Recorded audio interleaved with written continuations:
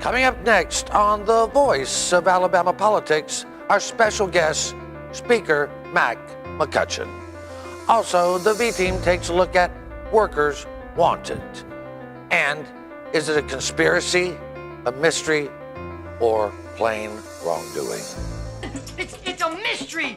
It's a mystery wrapped in a riddle inside an enigma! I know this. His hair makes my head hurt. Maybe that's a mystery. All this and much, much more coming up next on The V.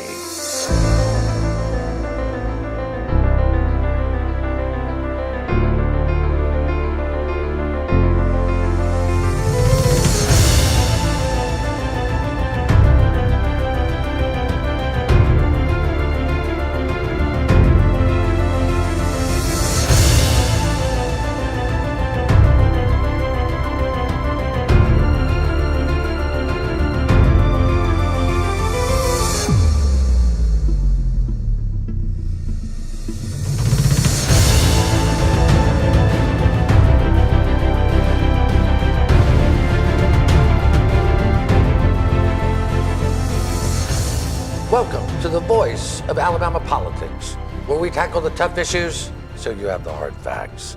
I'm your host, Bill Britt, and as always, I'm joined by the V-Team. Hey, y'all. Welcome. Hey, we've got Chandler with us today. Yeah. Hey, y'all. At least one of us is not mean, you know. Who? Me? No, of course. Oh, me. Well, we won't tell the world.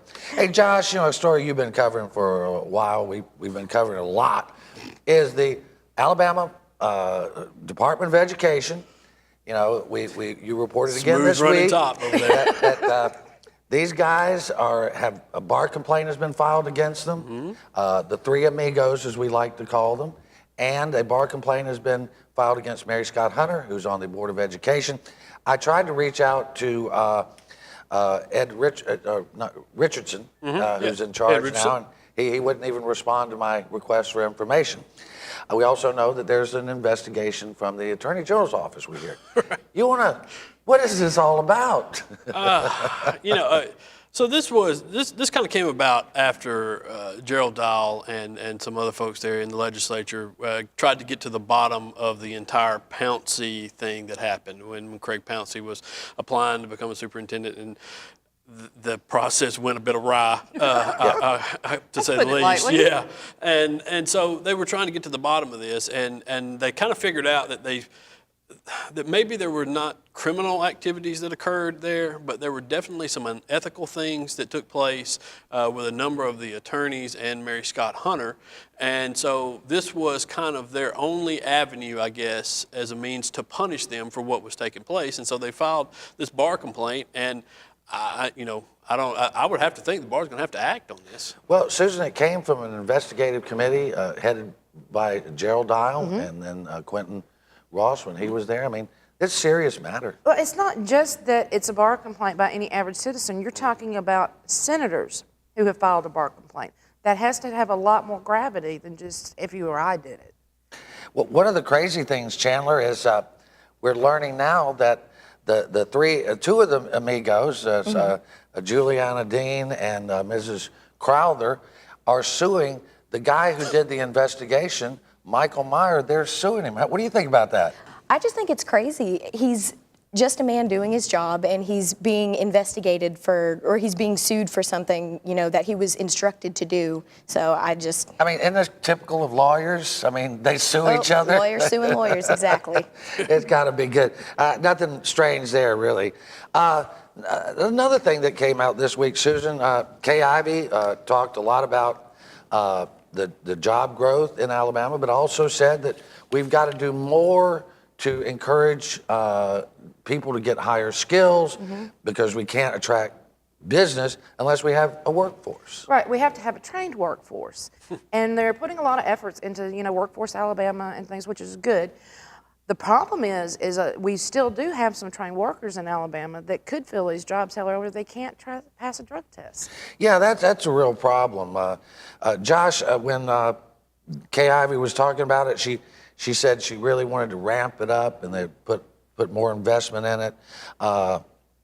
What was your take on that? It would seem that the first story and the second story you're kind of interconnected a bit here. You know, the reason that we don't have necessarily a trained workforce are all the problems that we've had in public education over the past few years. You know, and there are a number of those things. It's not just happening inside that building. It also happens at the legislature area too, there where we haven't gotten the funding, we haven't gotten the programs, we haven't gotten a lot of the things that we need to, you know, to build an educational system here in the state that not only, you know, gives people a good quality education, but also teaches them skills. If they're not on that track to go to college, gives them another avenue to somewhere to go. I mean, you know, they talked about the welding jobs. It's one of the big, you know, it's one of the big pushes, and you always hear about this, but it's true. You know, in Mobile right now, there's a shortage of welders in a lot of the ports. And if you have a trained welder to go and get the certificate here in some of these classes, you can make $60,000 coming out of high school. Right. I mean, that's a pretty good gig, you know. I mean, and it just, you're not going to make less than that. And so the more certifications you get as you go on and you continue this up, that, you know, that's just another avenue for people to be productive and to have a life. And, you know, despite a lot of the rhetoric, that's what pretty much everybody wants. Right. No matter what Right. walk of life you're in, no matter what neighborhood you grow up, the thing that you want most of all is to be able to have a family and support that family. Well, and I think as George Bush rightly said, everyone wants to be able to put food on their family. Yes. Yes, they put food on their family. But also, how many unemployed? Are our children learning? How many college degrees unemployed people do we know? There's a lot. Where if they had had that option years ago, they may have been able to start out at $60,000.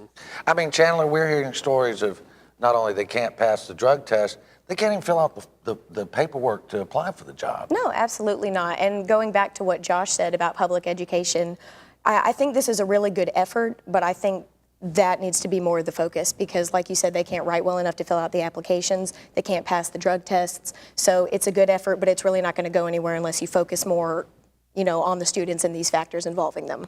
I would agree. Maybe just stop drug testing everybody. Well, there we go. I mean, you know what they're being tested, what they're failing in is marijuana. Yeah. Medical. Yes. And why? Why are we testing for marijuana? I mean, Well, because there's insurance liabilities. You got to legalize it, then you don't have to test for it. exactly. You know, you can. Wait a minute. Yes. Yes. That's what I've been saying. Well, I mean, you know, there's a study that's coming out of Colorado that says that since they've legalized marijuana, the opioid crisis is just no crisis. We're stoned. I can believe it. I know. And they've got a lot of money. Yeah. Yeah, they You know, do. a ton They of got cash. a great big fat You general think that could fund. help solve our opioid crisis if Oh, everybody was definitely. stoned after work? Yeah, definitely. Let's do it. Well, we got two advocates, Susie. I know. But it is an interesting study to think, you know, maybe it is something we should look at. Yeah, no, in all seriousness, if you look at the differences between marijuana and alcohol right now, there's almost no specific judgment that you can look at there and say that alcohol is better than marijuana. If you're going to use one or the other, the marijuana is almost always better for you. I mean, there are some problems if you smoke it and, you know, the health issues that come along with that, but still. Well, I've never known anybody to beat their wife or, you know, do all kinds of crazy stuff when they were smoking pot, but I have known them to do it often when they're smoking. Well, the only real Drink it, danger drink for it, yeah. marijuana is to Cheetos. Well, I mean, Yeah, because they're it- driving 25 miles an hour. yeah. But I mean, seriously, I mean, and especially the younger 20-somethings, that's almost a given these days. Oh, it really is. It's just not a thing. It's Yeah. just not a thing for most people under the age of 35 or 40, Yeah. you know. They don't think anything about it, you know, unless you're trying to get a meal at Taco Bell in one of these states that's legalized marijuana, then it's a problem. Yeah. But otherwise, you know, it's not a big deal. Well, I think that's going to have to be the last word. Ring that bell, pass that joint, whatever. All right, you're watching The V, the voice of Alabama politics. We will not go up in smoke.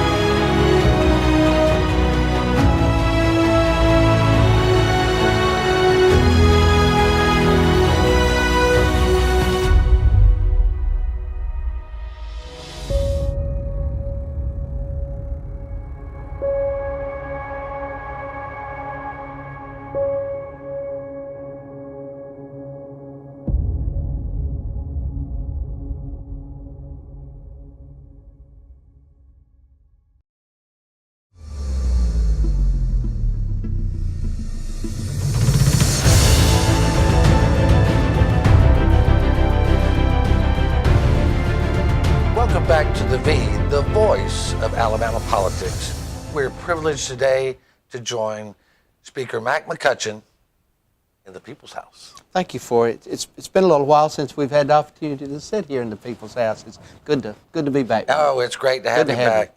You know, our viewers, they're quite a few of them have emailed and go, "Where's the speaker?" And Well, that's good. yeah, That's good yeah, because I enjoy being on the program. well, we enjoy having you. It's not only educational; it's helpful for people to see who you are and what you're thinking. I know it's been a few months. There's a lot going on. How do you feel that things are going with the Republican caucus and with the House in general? I think things are going well. The members, there's a new attitude, if you will, from the membership of the House. They're excited about the next session. They're looking ahead with new ideas, and they're being creative, and everybody just seems to be really upbeat. And I think our better days are yet ahead of us, Bill. I really do. Yeah, and we're hearing that out, you know, among lobbyists and stakeholders, that they feel like there's a corner is being turned. Do you have any specific things that you're kind of looking at right now? I know this upcoming session is going to be the last of the quadrennium, but are there things that you're focused on, say meetings that are like infrastructure or budgets or that type of thing? Well, yes, we have got to. I don't think, in reality, that we're going to see a vote on infrastructure revenues and issues in this coming session. Right. It is an election year, and I don't think that we're going to see that. But the thing about it, we need to make sure that we continue the discussion. People in Alabama need to be educated on the facts. And that's all I've ever asked, is that we try to get this message out to the public so they can start looking at the facts, the figures, and our needs, and then they, in return, can contact their legislator, and then their voice will be heard, you know, in this process. So we've got to continue this, because there's coming a day in the future that we are going to have to address our infrastructure. We need to do it desperately. Well, and that's one of the things that we've talked about before. It's really informing people of what the needs are. How do we best meet them, and how do we budget to get there? I know you've been working a lot on budgeting, and again, with it being the last session of the quadrennium, there's some folks that will be leaving. They'll be taking their last stand, and some other folks are running for re-election. And Sure. It won't be controversial, I don't think. I don't think so. One of the things that we have tried to do from the Speaker's office this summer is go around and talk to groups, listen to people in all areas of our state, and just listen to their concerns and what their needs are. The message that I've been sharing with groups around the state is the fact that we, as a legislative body, we need to be mindful of the taxpayer, and we need to make sure that we get the biggest value that we can get out of the taxpayer dollar. One of the phrases I use is that we need to make sure the taxpayer gets the biggest bang for their buck, and that's our responsibility. They're paying their hard-earned tax dollars to us. We need to make sure that we're getting maximum benefit of that. And one of the reasons that we're talking about this came from something you and I have discussed before, and that was the Budget Reform Task Force. Right. This group is continuing to work. They're doing some very good work, and they are helping to educate the legislative body on our revenue dollars, how we're spending them, in connection with working with the governor's office. Really, we as a legislative body, we appropriate, but it is department heads and the executive branch that actually administrates and spends the money. Right. So we're trying to see how much money is being appropriated, where's that money going, and are we doing the thing that's best for the taxpayer. Right. And people are buying into that. That's great. Well, used to be, they used to say when you walked into the State House, you forgot about the folks that were outside. Yes. And that it became about survival of those in here. You're indicating that has changed. That has changed. And if you'll remember, one of my number one priorities when I became Speaker was I wanted to make sure that every member in this House has an opportunity to represent their district. And I want them to work their district, know what the priorities are for their district, and I want to make sure as Speaker that I give them the opportunity to have a voice on this floor for their district and those people that they represent. And we're beginning to see that move forward now. Members constantly talking to me, and they're saying, Mr. Speaker, you know, I feel like that in the meetings that we're attending now that we do have a voice. I feel like that we're able to share some of our feelings that represent our districts, and it's excited us. And so that's the direction we're going in, and I'm really happy. I really am. That's great. Well, and we're hearing that too. We spoke with Anthony Daniels, the minority leader, the other day, and he said, y'all were working well together. He said, we are. You know, everybody has a little bit of different philosophy, but y'all have grounds to talk. We do, and I'll always make sure that that's a part of this process. You know, before we started today, I got to meet your grandson. He was here touring. Yeah. When you look at him, does that inspire you? Because when I looked at him, I saw a younger you, it looked like. Well, that's a compliment. Yeah. No, I was sharing with some of the parents earlier that they've got their 4th grade class here. I love to have these young people come to the State House. I really do. It really excites me, and I like for them to come in and be able to talk to them about our government and see their interest in what we're doing, because these are our future leaders. Yep. And when I see these young people come up here, it's something that it's very rewarding to see that. Did he get to bang the gavel? He did. He did get to bang the gavel. I think there was a few of them that got the gavel and got to hit the block. Well, that's good. We appreciate the work you're doing, and thank you for joining us today. Thank you, Bill. I appreciate it. Thank you. You're watching The V, the voice of Alabama politics. Our special guest today has been Speaker Mack McCutcheon. For those of you that want to see more of this interview, tune in to our APR website, and you can see an extended version of my conversation with the Speaker of the House.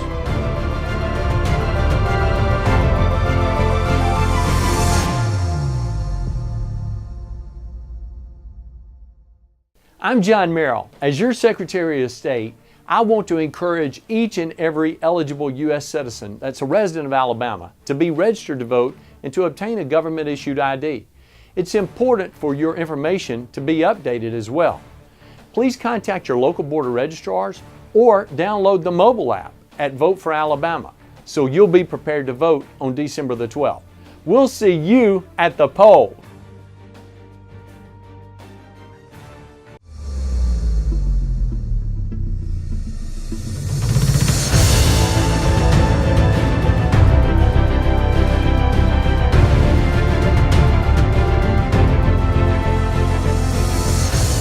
Welcome back to The V, the voice of Alabama politics.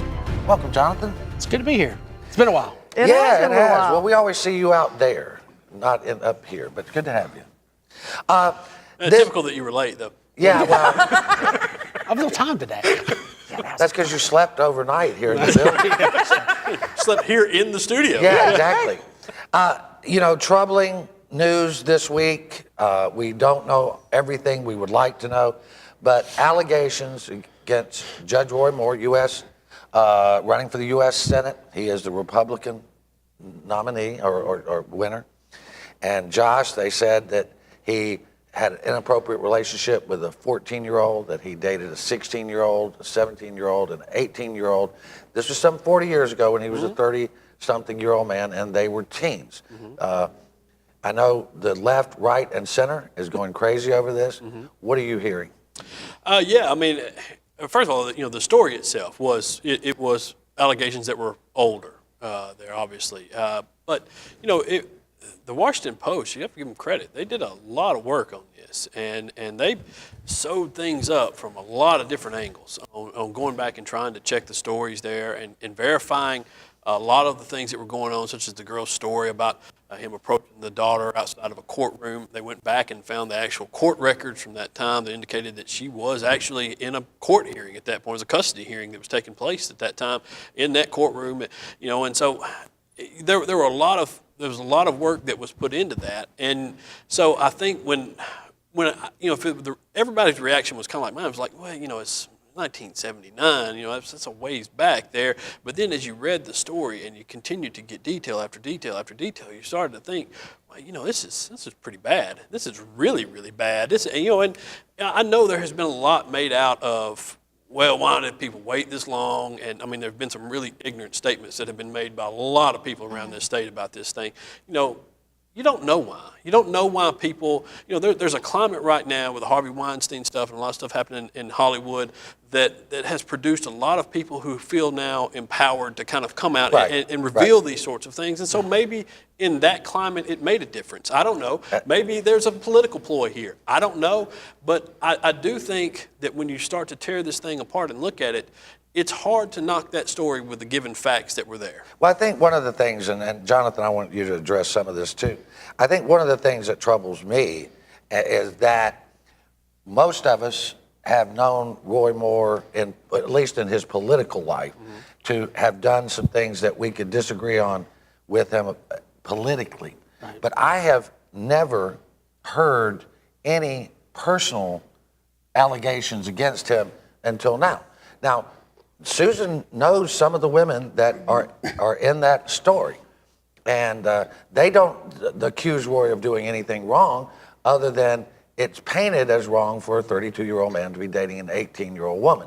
But Susan, what's your take on this thing? Well, you have to understand this was 1979. It was a different climate. In fact, my friend Debbie Wesson, who was best friends with my next-door neighbor, was one of the women she was 17 years old. At the time, she went home and asked her mother, what did she think? And her mother said to her, you've hit the jackpot. He was a West Point grad coming back to Attala, Alabama. He was the superstar during that time. And while it doesn't make it okay for him to be 34 and her to be 17, he also didn't have a lot of a pick in Attala, Alabama after he came back after the war. Most people our age by then, and by our 30s, were married. A lot of them had children. And then the population there's very small. And not to make short of the allegations, but she said he never did anything improper. And they dated for 2 or 3 months. Yeah. But Jonathan, the timing on this, we've heard a lot about the timing. I thought it was a bit unusual that the day before we were to learn that Kay Ivey would not endorse Roy Moore, and then this story comes out, and I mean, almost immediately, the Washington establishment basically called for Roy Moore to step aside. They did. Let me tell you, and it's not to make light of those women who have stepped forward. We have a great system of fact checking, and if this turns into a lawsuit or some type of criminal case or whatever it may be, we have to trust the system to bring out the truth. But I will say this. If you look at the graphics the Washington Post had, all the childhood photos they had everything ready to go to drop this piece. And when it came out, you had tweets that were similar from John McCain and Mitch McConnell, and even Shelby, who I was surprised said something about it. The establishment has tried to tell us how to vote in this election since the beginning of the year, since it started. And I feel like this was part of a Republican establishment hit piece. And that hurts me to say that because I'm a Republican. But we look at this from Washington. This was sitting on a shelf waiting to drop at the right time. And we have to figure out, okay, why is this dropping? Why were these people prepared with their statements? And why before the facts are out are they asking him to step down? Because they don't want it. I'll say this about a part of that, the newspaper part. The graphics and things like that, if you read through the story, they interviewed 30 sources out of this.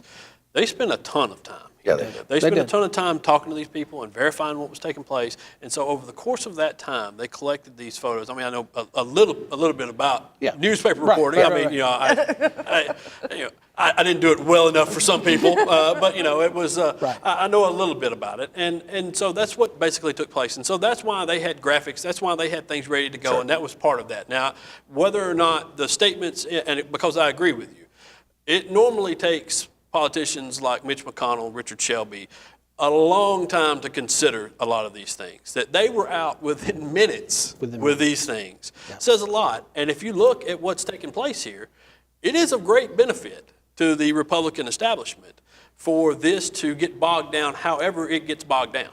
Right. Well, here's the deal. Okay, so let's put aside the allegations. Let's just say they're calling for Roy Moore to step down. Right. The only body that can remove him from, they can't remove him from the ballot. No, they cannot. They cannot. too late. But the Republican steering committee under Terry Lathan can vote to decertify him. Now, if they decertify him, he will still remain on the ballot because you can't get him off, and then there'll be an election, and if Roy Moore wins, that election is declared null and void.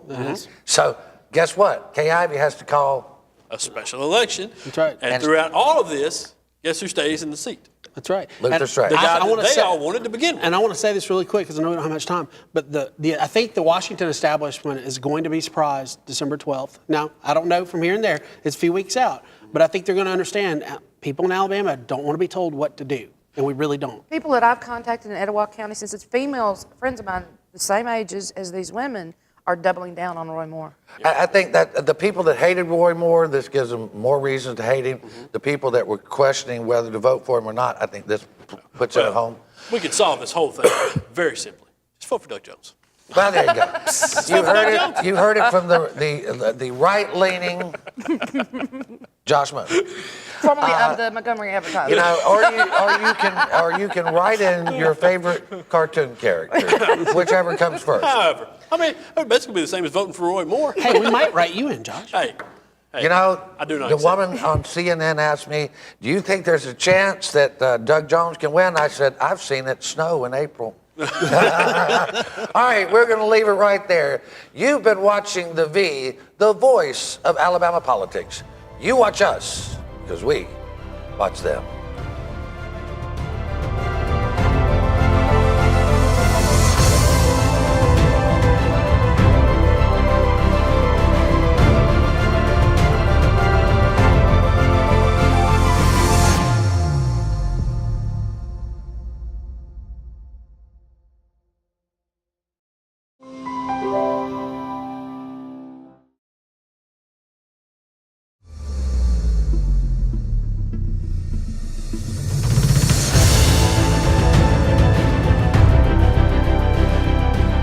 Welcome back to The V, the voice of Alabama politics, a special session with Speaker Mack McCutcheon.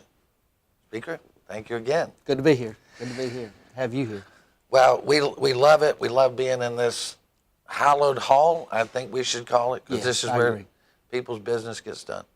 We're going to see some turnover in the Republicans and probably some Democrats, but, you know, there's some 20 folks that are not going to run or running for another office or so. Are you out in the state meeting with potential candidates and talking with folks? We are. I think that's important. Of course, you know, during primary elections, if there's several running in the primary respective party, whether Democrat or Republican, you're going to leave those up to the choice up to the voters. But it's important that we in leadership get out and speak to these people that are interested in running for a state house office. And so we are getting to meet with them. There's some good people out there running for these open seats. The numbers of the 20 number could be a little lower. Okay. We're hoping it be somewhere around maybe the 16 to 18 mark. But at this point, we've got some people that are moving on to some other interests. Like some are going to be running for the Senate. Some are going to run for local offices in their own county, probate judge. Right. And we hate to see some of these members go because they've done some good work. Sure. But then I want what's best for them. Sure. So at the end of the day, we're out there meeting with these candidates and talking with them. I think it's important. I looked at it like this, Bill. When I was running for the legislature, you try to gather as much information as you can. But when I have the opportunity to talk to a candidate, I like to inform them of at least what I know, and then give them the opportunity to have that information and then take their own ideas and move forward. Well, and there's certainly a learning curve, once you get here. Yes. And it's not as simple as it seems. But, I think anybody that gets into public service for the right reasons, is to be respected. And there are those who get into it for the wrong reasons. That's true. But you feel good about the folks that you've met so far. And are you looking to encourage some folks to run, or have you decided on that or not? Really, if I know of some people in a certain area that have had a good name, sure, if there's an open seat and I have an opportunity, I may call and said, are you interested, in running for this seat? This seat's going to be open. But at the end of the day, I want the process to take care of itself. The last thing you want to do is try to influence someone to run for this office and their heart's not in it. Right. They at the end of the day, they've got to make sure this is what they want to do. They've got to make sure their family's on board with this and that they're in a position to do it. And that's something that's a personal issue. They've got to make this decision. Sure. Do you, there have been some changes in the House leadership simply because if you move one piece, you got another piece you have to move.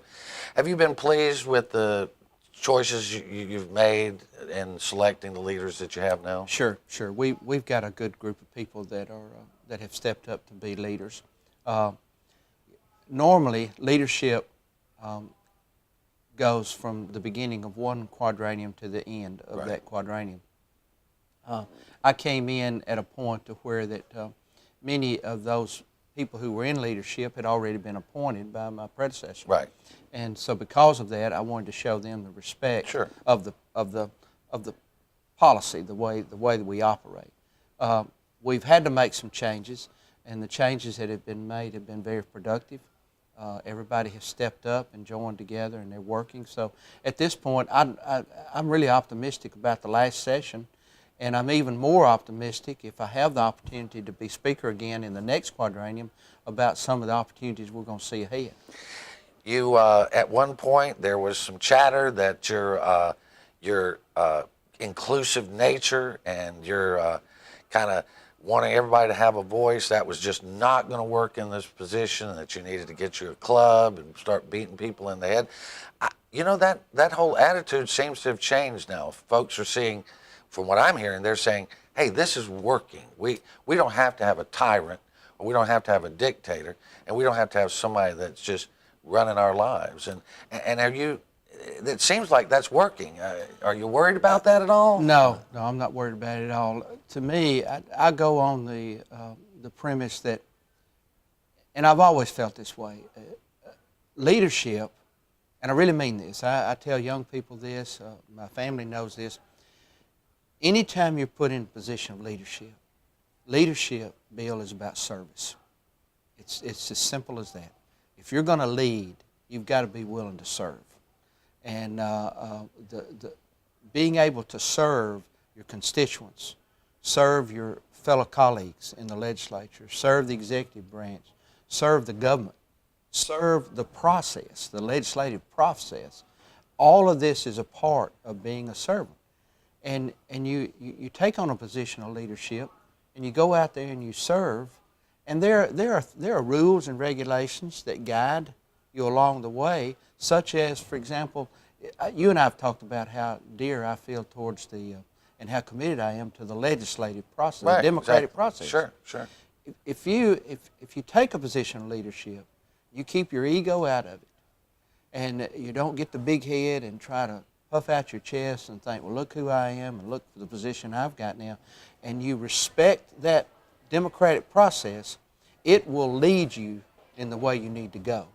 And if you do not try to dictate it and let it continue to be a democratic process, it will all come together if you're willing to be the servant in that process. Well, I think the scriptures teach us, and if we pay attention to life, we learn that if you want to be a leader, you have to first learn to be a servant. And I believe that. I really do. I do. Well, you certainly show that, and we appreciate it, and we wish you all the best in everything you do. Well, it's good to have you back in the State House, because Yeah. we've had several months off here for the summer and all, so it's good to have you back. Listen, I was I love talking with you. We have a great We time do, we together. do. I've always and great time off the set as well. But you're welcome anytime. Thank you. I appreciate you, sir. it. All right. God bless. You've been watching a special edition, or a special session, I guess I'm supposed to call it, with Speaker Mac McCutcheon.